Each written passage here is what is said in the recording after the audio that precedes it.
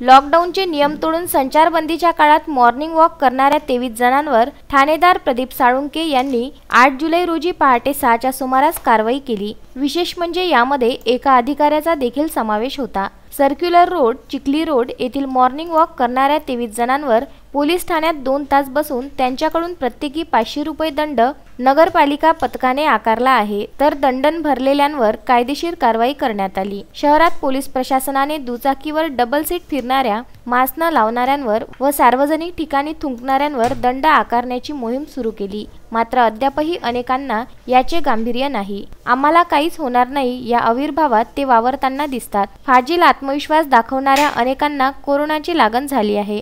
Corona Covid या विषाणूचा प्रादुर्भाव कमी करण्यासाठी, त्याची चैन तोडण्यासाठी हे लॉकडाऊन या ठिकाणी लागू करण्यात आलेला आहे आणि त्याबाबतची सविस्तर सूचना म्हणजे दुपारी 3 वाजेपासून तर सकाळी 9 वाजेपर्यंत संचारबंदी संपूर्ण शहरामध्ये लावण्यात आलेली आहे।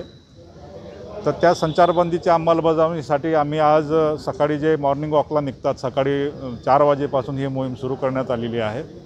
4 वाजेपासून तर आता 9 वाजेपर्यंत आम्ही जवळपास जे मॉर्निंग वॉक करणारे जे लोक आहेत त्या 23 लोकांवर आम्ही या ठिकाणी दंडात्मक कारवाई केलेली आहे। काही बाकी अजून सुरू आहे कारवाई।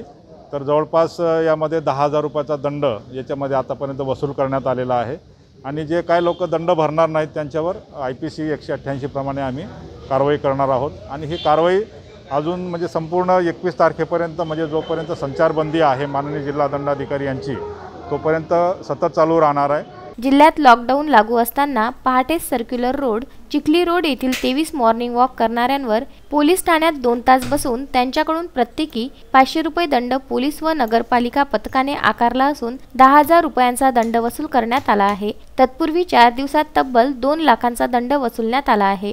प्रशांत खंडारे, विदर्भ न्यूज, बुलढाणा।